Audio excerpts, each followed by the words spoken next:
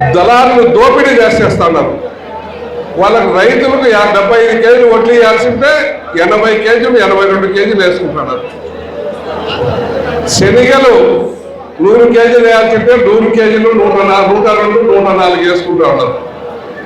మీ market కమిటీల ద్వారా కూడా ఎక్కడైనా సరే మీరు ఎంత ఇస్తారు ఎంత పోతారు రేటు క్వశ్చన్ కాదు. తూకం అనేది కరెక్ట్ గా ఎంత వేయాలో అంతే చేయాల్సిన బాధ్యత మీపై ఉంది. ఎందుకంటే మనమంతా రైతులమే, మన నియోజకవర్గంలో అందరం రైతులమే ఉన్నాం. దాని మీదనే మనం జీవనాధారం ఉంది.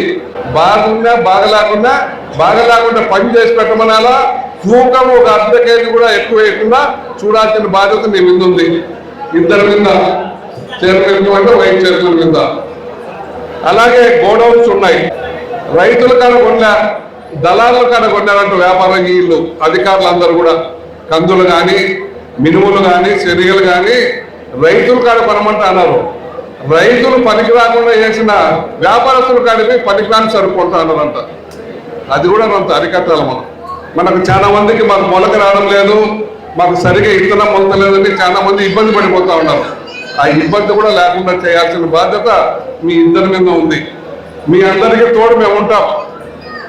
ఎవరైనా సరే వ్యాపారస్తులు ఎక్కువ అడిగినా రేటు వాళ్ళ ఇష్టం, నచ్చితే కొనుక్కుంటారు, నచ్చకుండా చూసిపోతారు.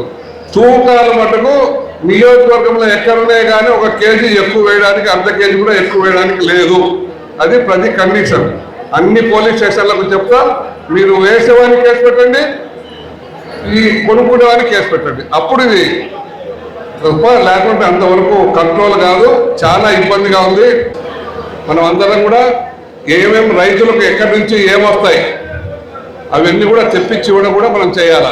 రైతులకు ఉచితంగా ఏమిచ్చొస్తాయి, సబ్సిడీ ఏమొస్తే మనం రైతులకు ఇవ్వచ్చు.